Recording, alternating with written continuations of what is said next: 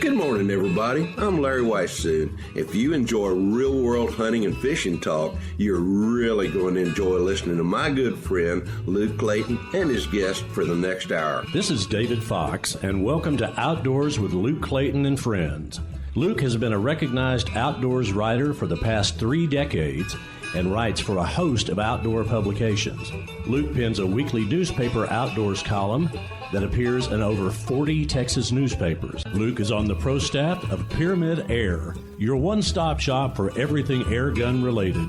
Smoking techs, electric smokers, feel free to contact Luke through his website, catfishradio.org. Now let's join Luke and his guests for this week's show.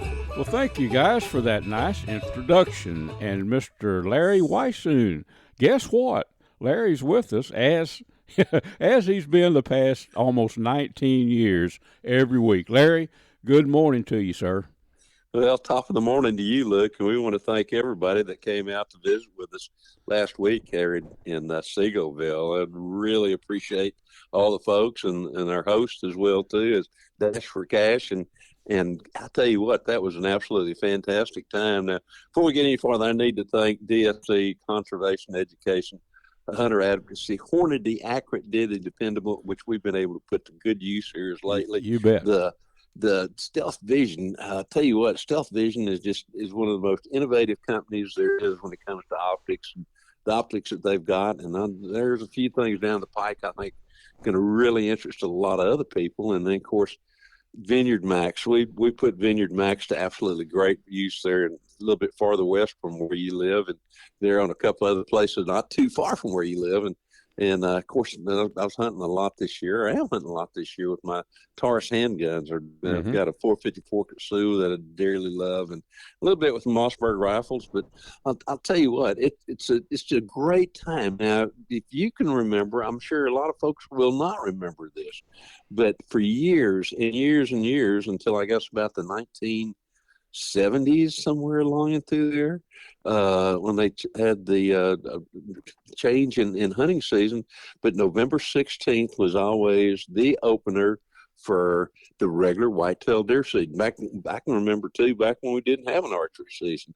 So November 16th was a big day when it came to, particularly in Texas. It was. I'm sure the same is true in some of these other states, as well too, where they had a long-standing opening date. It was. I was trying to remember. I was thinking until we talked before our visit here on the radio, I was thinking it was mid-November. I couldn't remember the exact date, but it was. It was the 16th. I remember my dad taking me to the Red River County Courthouse back before the deer season would open, and it seemed like it was called a permit back in those days. It cost like $4 or $5, Larry, something like that. It wasn't a license like we get today. It was, I think they called it a permit. I don't remember really, but I remember going into the courthouse. There was no Walmarts or. Oh, no, you're right. You had to go to the courthouse to get them. I can remember, too, somewhere I've even got a copy, but I think my license back then, we had deer. There were very few deer up in y'all's part of the country, so I think it was called a permit. But we didn't have a whole lot of deer. But I remember that my exempt license, because I was less than 17 years old, 18 years old, whatever it was, cost $0.25. And, of course, I had a lot of money way back then. It was. I mean, that was the exempt license that you had to have, regardless of how old you were. If you were over that age, then you needed to have a regular hunting license. I want to say it may have cost like $1.25 or something like that. It wasn't very much. Of course, we're looking. I'm looking back. Oh my gosh, 60 years. So maybe years.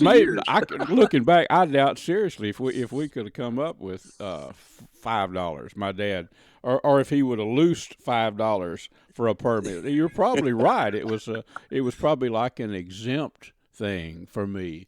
But I'm quite sure. No way we'd have spent $5 on a permit. So probably $0.25. Yeah, but so times have really, really changed, Larry.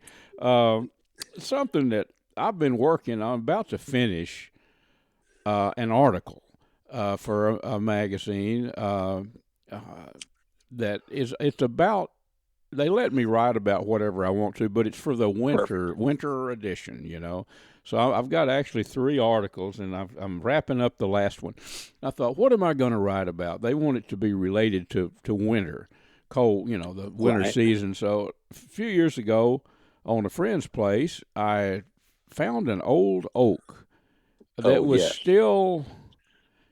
As oaks go and as humans go, me and that oak are about in the same ballpark. The oak's been around a long time as oaks go, hundreds of years, and old Luke's been around a long time as humans go. So, anyway, I took a picture of it, some good pictures of the oak. It's a huge oak, and it's still, it's still alive, but. The things that oak has seen. I started looking around, Larry, and it's on the edge of what used to be a field. You can tell it was at one time it's grown up with some smaller, saplings and stuff, but it used to be a field that people planted. I know it was, and I found the remnants of an old well, and then some big stones that were I'm thinking were the foundation of probably a home there. Oh, yes, sir. You know, way back, but I in the article, I was talking about that oak. I let the oak do some of the talking. Like I'm there, and it's almost as though the oak is talking to me. Well, the tree. What did it see? It probably saw a Civil War veteran soldier, could have very easily. It'd been around a long time before that period. There's no telling what that oak had seen. Probably seen some Indians, using it for cover, hunting deer back in the day. Exactly, or picking up acorns from underneath it, kind of thing. Yeah, making flour out of them, right, or meal, or whatever things that you encounter in the woods like that, and I know back where you were raised, back in southeast Texas, I call it, you were telling me about some oaks that were hundreds of years. I don't know how old this oak is, but I know it's got to be 250, 300 years old anyway, but some of them even older than that, right? Absolutely. I've got on my property that I have there in Colorado County, it's west of Houston quite a way. But there we have some live oak trees that when I was a little kid, for somebody to try to reach around that tree, it took my dad and 2 of his brothers to reach around the trunk of the tree. Well, those trees, thank God, are still there. And I, of course, I'm now in my 70s, and I can remember those trees when I was a little bitty kid. And a lot of their limbs kind of went all the way to the ground, and I can remember crawling up in that tree and playing Tarzan, trying to jump from one limb to the next kind of thing. And there's no telling what those trees have seen when you get right down to it. I should have them, sent them aged by somebody, but no doubt those trees are, like you say, they're 300-400 years old, and probably even older than that. And you think about that, and we're at 2000. We're talking about the 1600s. Well, the Spaniards didn't even come over here until the 1500s. Settlers didn't come over until, really in number until the, late in the 1600s kind of thing in some of those areas. And back to that point, there were still, even up in your part of the country, and particularly down in ours, there were still some buffalo that were roaming, down into the lower coastal areas in certain times. And you think about that and kind of sit there, and it would be so interesting to truly have that tree tell the story, because it's seen a tremendous change just in the last few years. But when you look at it from the time when it was an acorn and started growing, oh my gosh, the stories it could tell if it was some way that it can convey those to you. And sometimes I think there is, if you just sit there and let your mind run free, it's amazing what you can come up with that tree maybe trying to tell you. You nailed it, because I was back up there actually just last week hunting. It's up on our buddy Jeff Rice's place, and I stopped there at that tree, and I probably I don't know, I probably spent 10 minutes there, And I was just, just kind of. There's something about being out in the. You will have different.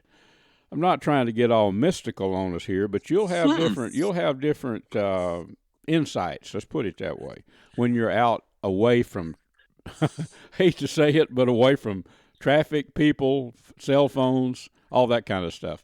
If you just kind of open up, I mean, it's almost like that old tree was talking to me. That might sound a little mystical, and obviously the tree didn't talk to me, but some of it's imagination. But there's no telling. There's no telling. I've written in the article so far about the old tree telling about the lower branch. There's a big knurl there now, and you can tell where there used to be a limbs hanging out. And he said, "Yeah, back right here, the settlers' kids used to swing on me right here, and they did. I mean." It's obvious there's a homestead there. That was the biggest tree they had back in the day. So, I would give a lot to really know that kind of history. But that's kind of stuff that's kind of fun to think about, and definitely fun to write about. Larry. We've got a lot more, man. Well, this is when the season used to open. Well, the rifle season's been open a couple of weeks now. Prime time. The weather's cool. Don't have to worry about keeping our meat cold when we shoot a deer or a hog, whatever. It's hunting season, Larry. I'd say right now it's prime hunting season. It is prime hunting season, and you're right. That's probably one of the reasons why that hunting season used to open more in the middle part of November than they did earlier, is because the animals, there were cooler nights and the animals could hang out a little bit. Didn't have to worry so much about the meat being spoiled. And I'm sure that had a bearing as to why November the 16th was the opening date for a long, long time. But back then there weren't a whole lot of deer, and now there are lots of deer everywhere. But you're right. Right now is a prime time to be out hunting across the country. If the rut's not going on, it's about to kick off. But I got a feeling from years of experience, being able to hunt other states as well too, that the breeding season is underway right now. So if you got time, and even if you got to take time, get out there in the woods, and it's a great time to go hunting. But just like you said about the old oak there, it's just, you find a spot like that, just kind of sit there and kind of reflect upon what that oak tree might have seen, and you might be surprised. There may be something mystical about it, or magical, but I got a feeling you're going to learn a little something about that oak tree when you do. That's true, Larry. I think if more people did what you just said, I think there would be a whole lot less time sitting on the couch of a psychiatrist across the country. I really do. It's great therapy. I agree. Yeah, I agree. Great therapy. Larry, thanks for being with me. You were about to embark. Well, we're still in year 19 that you and I have been doing our Campfire Talk every week together. By golly, and like that old oak tree, let's keep this going a long time. What do you say? That's the plan. Well, friends, Mr. Larry Weishuhn is going to tell you about the finest hunting optics that we have ever found. Look, these are called Stealth Vision. They come from Crockett, Texas. Dr. John McCall developed them. They're 34 millimeter tubes as opposed to the narrower tubes, so more light transmission. They have a little green light that comes on. That scope is level because that's when you want to pull the trigger. They have an optional lighted reticle as well too, and a whole lot of other products. And folks can learn more about them by going to stealthvision.com. Folks, I want to introduce you to Vineyard Max. Now, this is an awesome deer attractant, a food attractant that's made with hammer-milled grape skin, dried hammer-milled grape skins. It has a mixture of rice bran and also corn chops. Very effective. Deer can smell the scent of grapes from a long way, and it brings them in. I've used it in West Texas out with Larry Weishuhn, and we were out there where deer are not even exposed to grapes, and they came right in. Also, Vineyard Max has a very good line of game and fish feeders. Check them out online, vineyardmax.net. Friends, I want to tell you about an awesome camping destination, Wind Point Park on Lake Tawakoni. It's over on the far east side, kind of the northeast side of the lake. It's a pristine park. You can go there and view, I think they estimated a couple of hundred deer on that couple of hundred acres there. Cabins, beautiful RV park, fishing piers, docks. It's got everything you'd want in an outdoor destination. Check them out online at windpointparktx.com.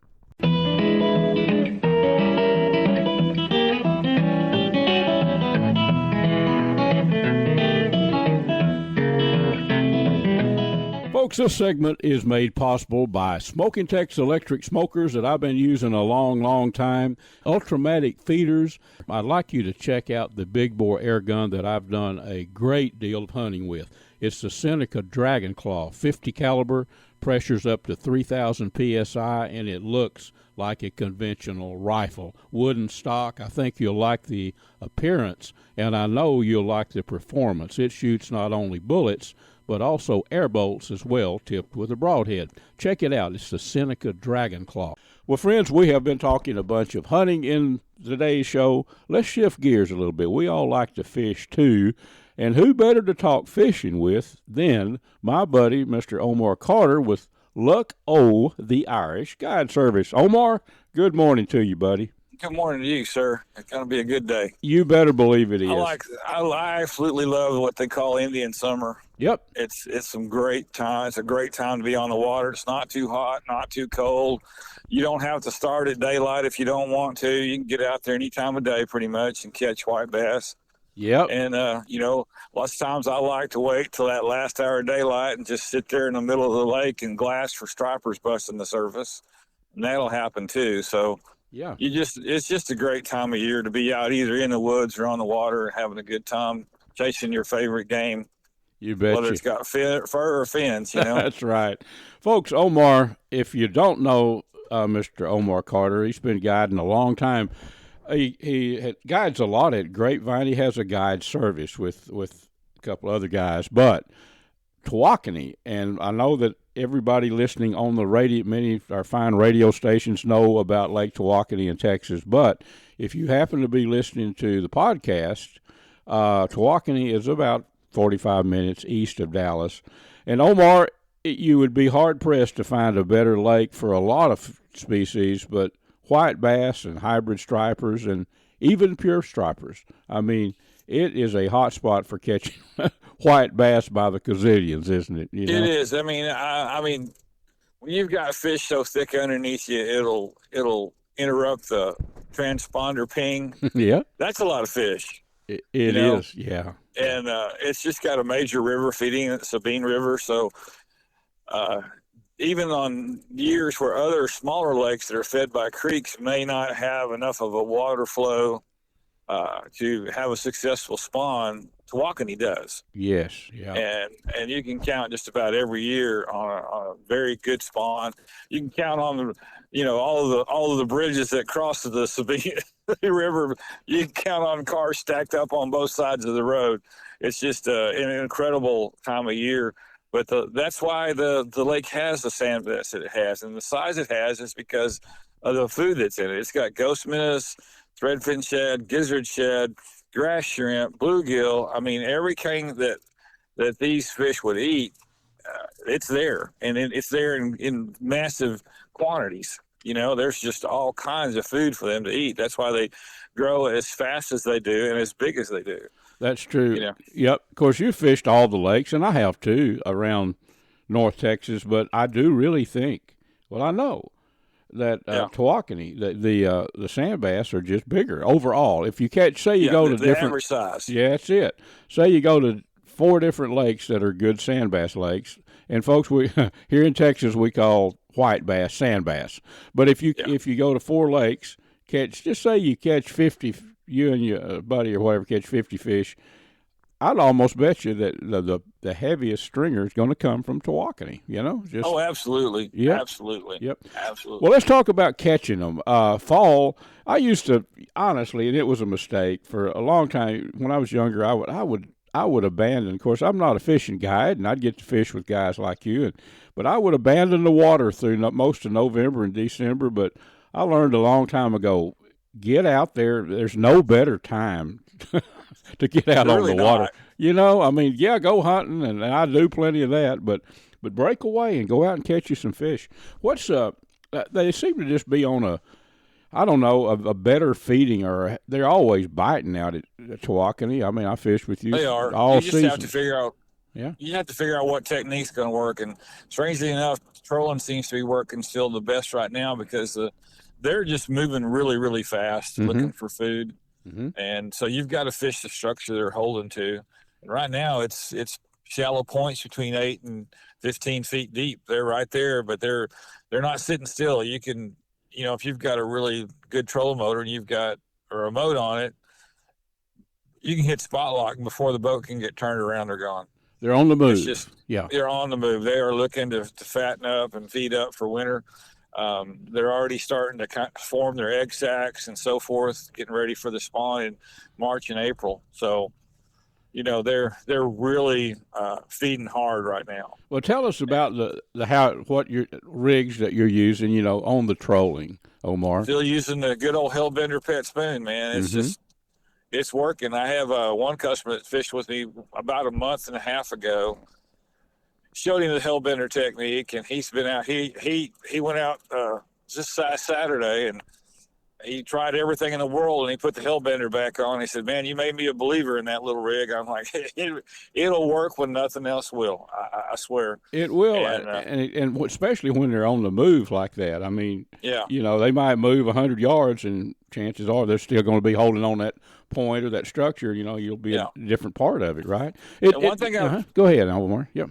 One thing I've noticed is the long, flat-faced points where you have that 8 to 15 foot contour line for 150, 200 yards. Man, that is the ticket right there, because you can stay in that depth for 100 yards. Yeah, yeah. And so you're going to go through 2, 3, maybe 4 schools in that 100 yards. It just ups your chances, folks. If you see it just looks like a flat edge, and that's what you're looking for, is a flat edged hump that you can troll down, and it really, really makes a difference. Omar, I've always been amazed that you've got a big old Hellbender plug, which is a big old plug, and a leader, and then you've got a little tiny pet spoon, Tony Aceta. There's all kind of brands. It's made by Lure Jensen. Yes, Yeah. But you got that little tiny silver bait on there. I mean, you wonder why aren't they hitting the big plug? They find that little, I guess the plug, as a conveyance to pull that pet spoon down. They call it a poor man's downrigger, but I've actually had times when I know it was the Hellbender they hit, because that rod just slams down. Yeah. And of course you don't get anything because there's no hooks on it. Yeah. So that's just a tangled mess waiting to happen. But there's been times, I mean, I've had fish, I guess, had it wedged in their mouth just a little bit or something. I don't know if it's big blue cat or flathead catfish, but you're not doing anything with them. I mean, they're just so massive that it just eventually works loose out of their mouth because it's not got a hook on it. But right. They do get hit. Those Hellbenders do get hit. They did. I've never honest. I haven't done it a lot like daily like you have. I've never really noticed it, but I've often wondered. Surely, big old, occasionally big old striper or hybrid will hit it. So and your trolling speed, you want to go just really fast enough to pull it down. Let that Hellbender. Yeah. Well, that's about 2.9 to 3.4 miles an hour. That in that range is just perfect. Yes. Yeah. And I've noticed on all the engines I've ever used, it's around 900 RPMs. Okay. So if you don't have 900 to 1100 RPMs, you're good. If you don't have a way to know your speed. Okay. Yep. It's not a real fast speed. It's just enough to pull that Hellbender down. I mean, get the bait down. And the other real trick to it is making sure you have that 3/4 ounce bell sinker on the front of it. Because it won't get down fast enough and stay down deep enough. And line diameter is important. I use a 20-pound main line with a 15-pound fluorocarbon leader, between the Hellbender and the pet spoon. So if I get the spoon gets hung up, I don't lose the Hellbender too. Yes. So, you can break but it you really didn't want to go much higher than a 20-pound diameter. And even 17, if you feel safe that you're not going to get hung up, you'll be good. Good deal.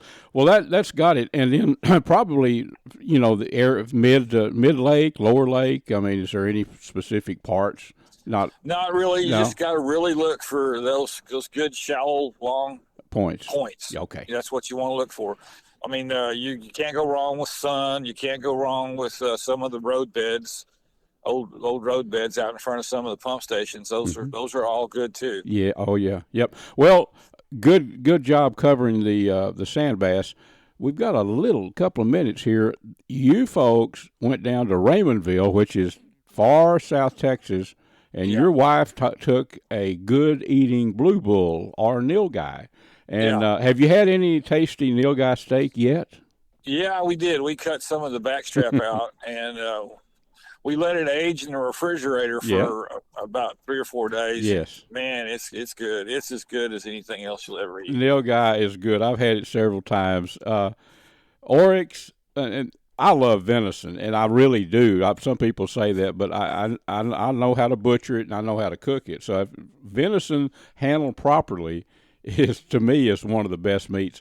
But I was talking to Larry. I told Larry Weishuhn we were hunting together this opening couple of weeks ago, and I told him about that, and he said, "Oh, that's some good eating." He puts Nilgai, Oryx, and elk, those three, and you've probably had all of them. I mean, all right up there at the top, and he's right, yes, man. Sir. They are so tasty. They are good. Well, I mean, it's a hunt of a lifetime for sure. I mean, it was a free range hunt. It was not a high fence hunt, and it was a spot and stock, and it was awesome. I was with Dos Hijos Outdoors, DOSHIJOS Outdoors. They're on Facebook, so you can look them up and find them. Yeah, good. But, well, I know you had a good time. Definitely worth the price of admission. You bet. Well, great.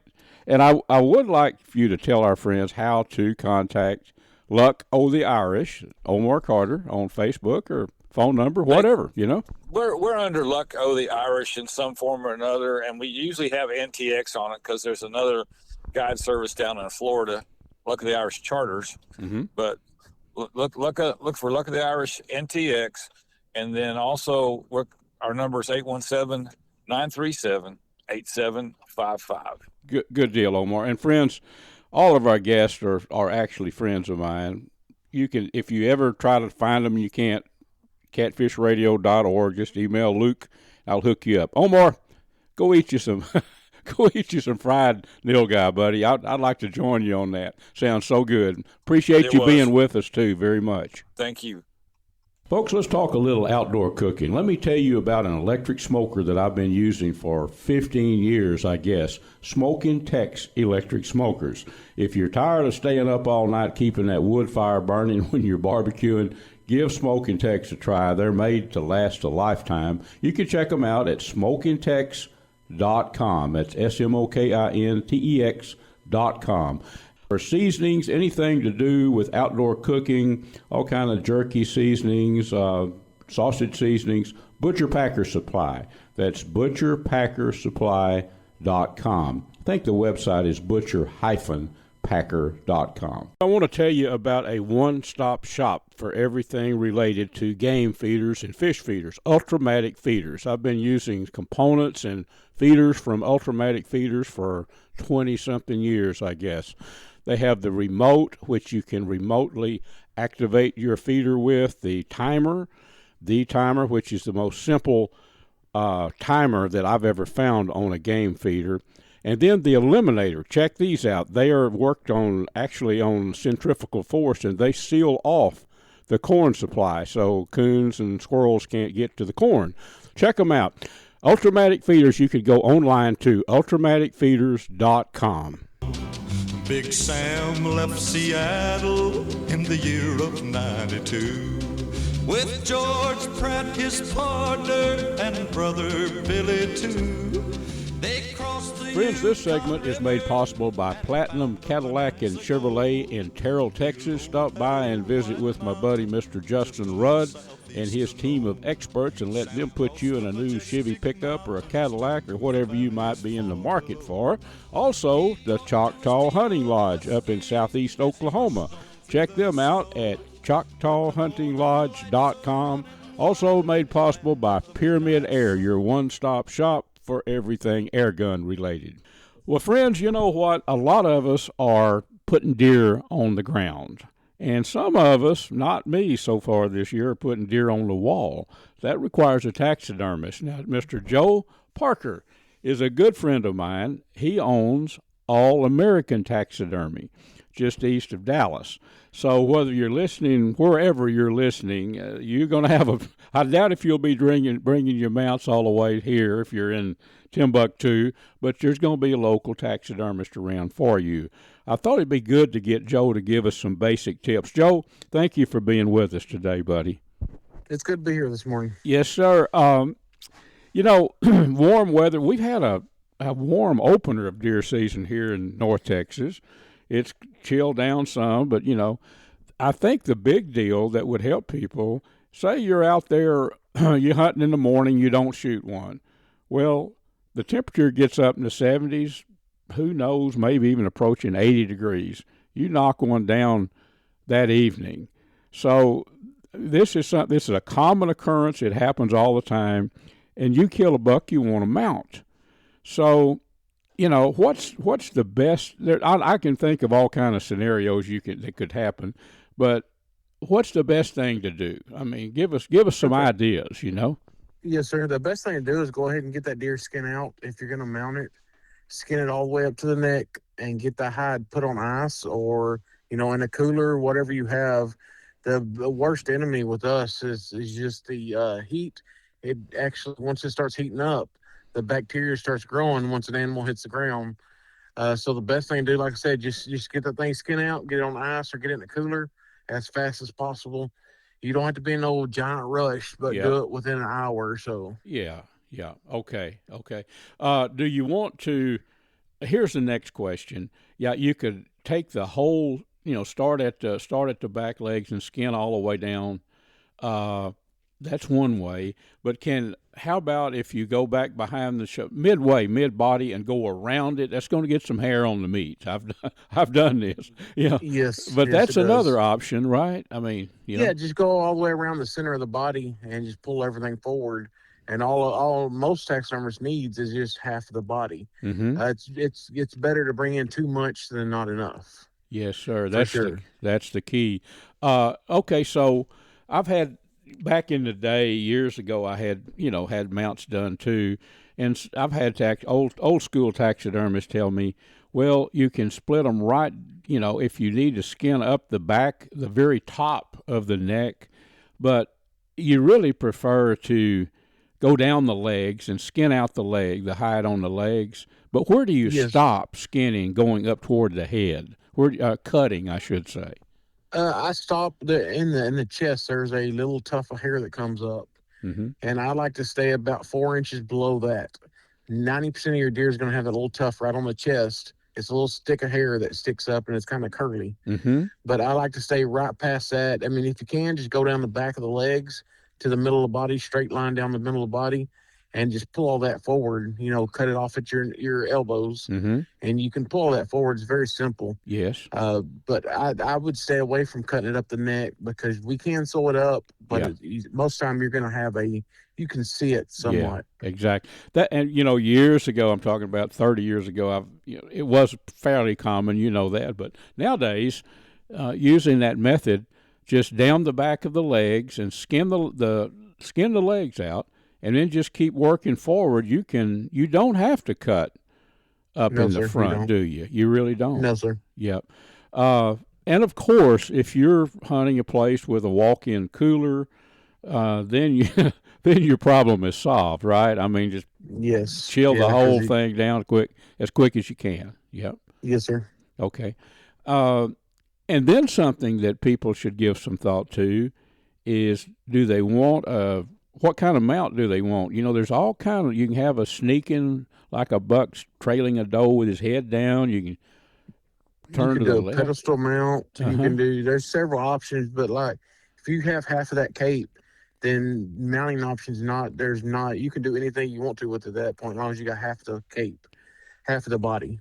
Right. You can do a wall pedestal. The wall pedestal are real common nowadays, where a lot of people's wanting wall pedestals, and it takes half of the mount basically, or half the hide, just to do that. And that's kind of like a shoulder. I'm not real sure on the pedestal.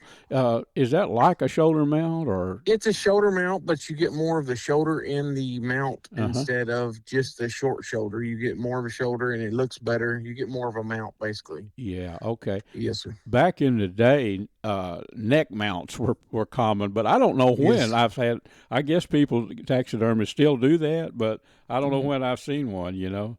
Yeah, I've done a few when people cut their hides too short. Yeah. I mean, I offer them capes, but some people want just a neck mount. Yeah, yep. That's used to be real common too.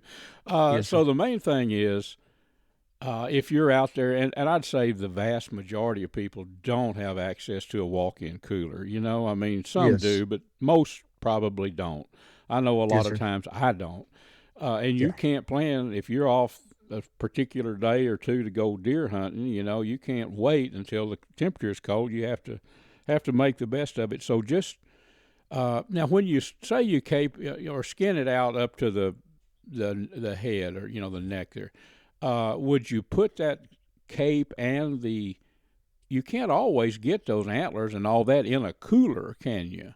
I mean, no, sir. A lot of I've had them brought to me in totes, plastic totes like you get from the dollar store. Yeah. Just put them in a tote and cover them with ice. I mean, put the head and the hide in a trash bag and tie it up real good, but just cover it with ice and keep it covered in ice, and you'll be fine. Good deal. Well, that's some good tips, Joe. And people can up around Dallas or East Texas. That's mostly the folks that would use your services. I know that. Yes, sir. That's the best way to reach you. I see a lot of your Facebook posts for sure. Yes, sir. On Facebook, it's All American Taxidermy Texas. And my phone number is 214-596-8171. I'm in Quinlan, Texas. And if somebody wants to reach me, they can either text me or call me either way. If I don't answer, they can just leave a message, and I'll get back with them as soon as I can. But the best way to get a hold of me is just to call me or text me. Okay. Good deal, Joe. And folks, remember, all of our guests, if you happen to not be able to contact them, you can always reach me through Catfish Radio, catfishradio.org. And most of these folks are good acquaintances, our friends, so if you lose Joe's number, whatever, send me an email through the catfishradio.org, and I'll run the interference for you. One thing too is deer hunting. People that don't have a place to hunt, next trip whitetails right up there near Paris, Texas. Years back I did some hunt up there. That's a good place to go. It's a high fenced operation, but as I remember, it's plenty thick up in there. It's a challenging hunt, but you guide up at that spot too, don't you, Joe? Yes, sir. I deal with the owner, and I'm the primary. I book the hunts, and I guide the hunts also. But we still have about 5 or 10 good bucks still available this year. If anybody's interested, you can give me a call. Same number, 214-596-8171. And last year, our 2 biggest bucks scored 350 inches. Some big old deer up there for sure. I remember. It's been several years when I hunted up there, but I don't know, probably 6 or 7 years. But yeah, good people, good place from Dallas. You can be there in a couple hours, or maybe a little bit less. Well, Joe, thank you so much for your the tips, on taxidermy. I like to get you on every year. This has been several years that you give us some tips, but I do appreciate it. And an interesting sideline, folks, I shot a mulefoot hog up at the Choctaw, hunting with the Choctaw folks, the Choctaw Nation up there in Oklahoma last year. And Joe's going to mount those little, they look like little baby donkey feet, but they are not split. And that's Yes, sir. people saying, wait a minute, Luke, you're getting hog feet mounted? Well, yeah, but I've never killed a mule foot hog until this one. Kind of a special, it'd be like a trophy elk hunter mounting a big old out for me because I've been a hog hunter all my life. I think it's just cool. You don't see many Yes, of them, sir. do you, Joe? No, I've been in it for 28 years, been doing taxidermy for 28 years, and that's the second one I've ever seen.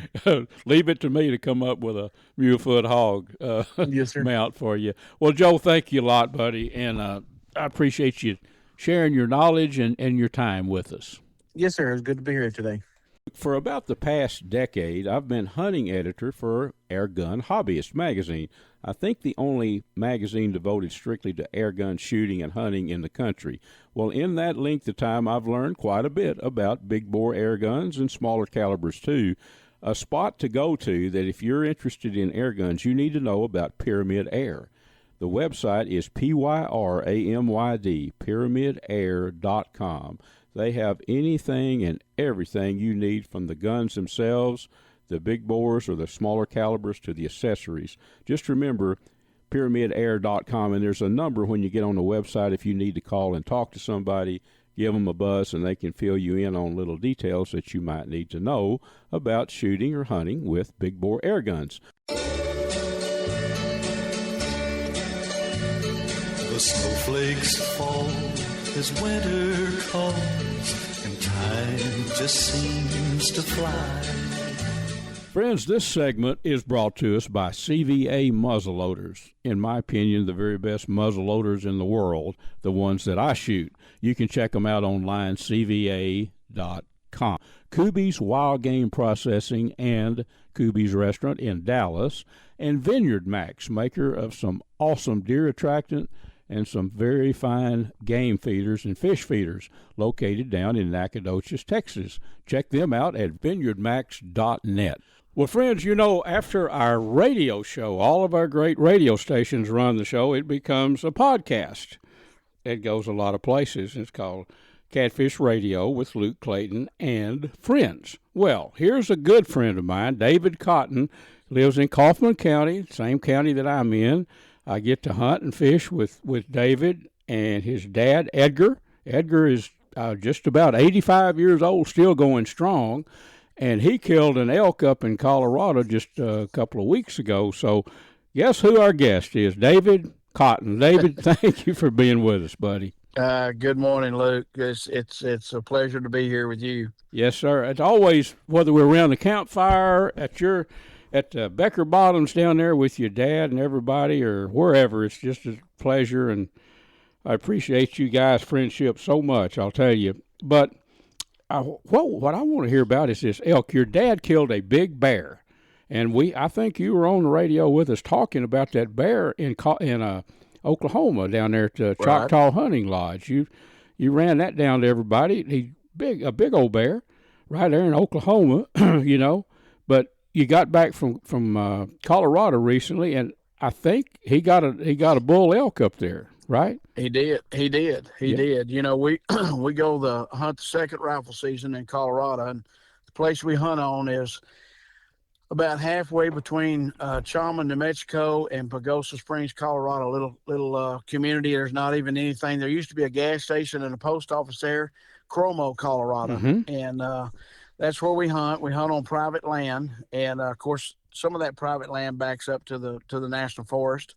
But yeah, we hunted hunt on Raymond Shahan. It's used to be a really big ranch, like 20 or 30,000 acres, but family have split it all up, and we hunt on about I think it's about 3,000 acres now. But I had called my friend Luke that lives up there before we went up, a couple weeks before we went up, and he had hunted the first season, hunted hard 9 days in the San Juan National Forest up there. And he told me, he said, David, I didn't see a cow, elk, or bull. So on our way up, we were, well, I say we, I wasn't too optimistic about seeing elk. And but the good thing about it is we're on private land, and those elk migrate through there. We started on Saturday morning was the opening day, and we were driving in, and I saw a bunch of animals. It was dark. I just could tell that there was something out in this meadow, and but I couldn't really see. And I keep driving on up a little further, and these elk start running in front of the headlights. And one of the guys that was with me, William, he said, "David, that's elk out in that meadow." Yeah. And I thought it was cows because they run cattle on that ranch, and I thought it was moo cows. Yeah. And so we stopped, and they all ran down. It was just too dark. You couldn't see the crosshairs. You could just make out objects through the binos.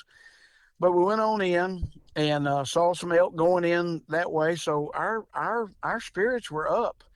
So we hunted Saturday morning.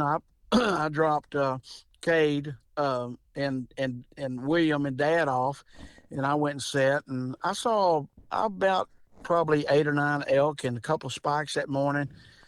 We hunted a Saturday afternoon, saw basically sort of the same thing. Didn't see any legal bulls, and Dad was sort of sitting in a place that, it's all good hunting, but it's not where I would want him sitting. Mm-hmm. So Sunday morning, I hunted Saturday morning, Saturday evening, and Sunday morning in the same place, and we're seeing elk every day. I told Dad, I said, Sunday evening, you're going to go in and sit where I've been sitting. He said, I can't climb that tower stand.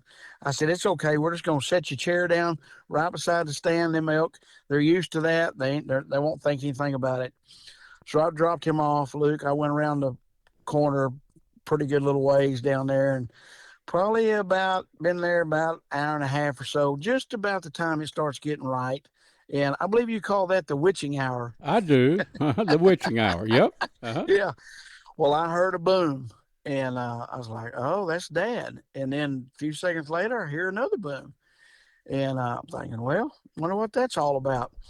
So it was I couldn't really see through my scope anymore, and I had a pretty good little ways back to get back to him. So I got in the buggy and headed back. I got over there. He had the flashlight on and had a big grin on his face. Yeah. And I said, well, tell me about it. He said, he's down right down there. And Luke, I think the only way that shot he could have made. Now, he's a great shot. He is. But he had those stealth vision binoculars that's got the rangefinder in it. Yep. And then he's got the stealth vision scope, and Joe and them did up the little prescription on that rifle, and they burned or etched that turret. And Dad's turret is in yardages, so he does. It's not in mil dots or MRAD. Right. It's in yardages. So all he had to do, Luke, he ranged that elk at 365 yards. He dialed that scope to 365 yards and was on a good bog bipod and squeezed the trigger and dropped that elk. In the second shot, Dad said the elk raised his head up, and he thought, well, dang, he's going to try to get up. And Luke, he shot that elk in the head from 365 yards. I know it. I've talked to him, and that's I could not be more pleased. That's just amazing. That says a lot. Folks, I've got one of the Stealth Vision. You hear me talking about them a lot. I've got one of their scopes on a 6.5 PRC, and mine is dialed in. They're all like that.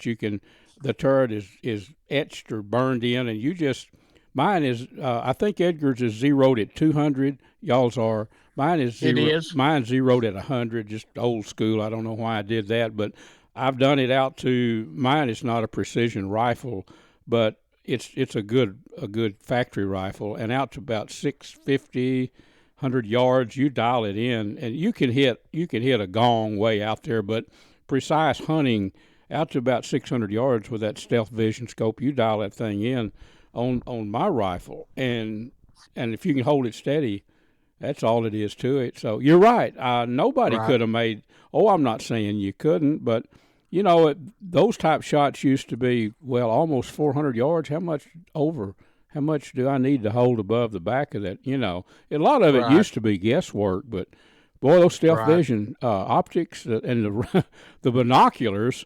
You had a good idea what the bull looked like with the binoculars, and then ranged him, dial it in, and get steady and make the shot. Right? That's exactly. He wasn't the biggest bull. Daddy shot some bulls out there. They're a little over 300 inches. This one was a little 5x4, but I always laugh and cut up with Dad because he wants to shoot, a trophy. And I said, Yeah. Dad, we can't eat those horns. Of course, everybody's heard that. That's an old line, but yeah, took that, got that elk, that night. We gutted him, took him up there back to the little hunting camp, hung him up, and I went ahead and skinned him out because good. Yeah. the weather wasn't what I call hunting weather for Colorado. It was like 26 in the morning. It'd get up to about 50, 55 during the day.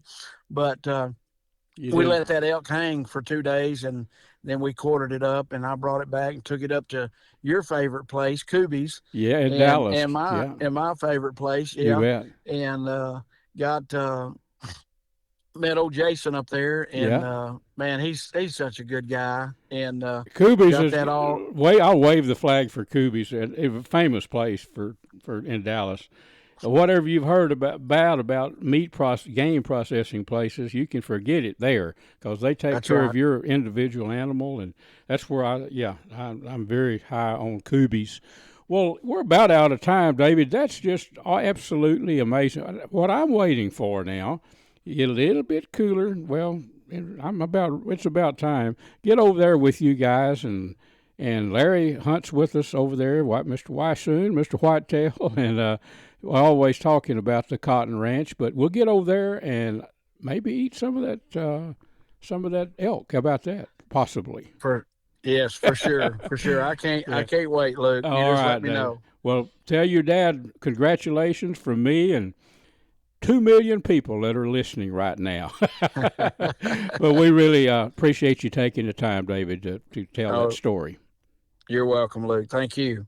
Folks, that about wraps our show up for this week. I've enjoyed being with you, and I hope you had a good time, too. And, folks, we're also brought to you by the Choctaw Hunting Lodge up in southeast Oklahoma, located about, 45 minutes west of Hugo, Oklahoma, owned by the Choctaw Nation. It's about 45,000 acres of awesome mountain, country, hills, valleys, loaded with game. Lots of eastern turkey, and they do eastern turkey hunts if you're looking for a spot to hunt turkey in the spring.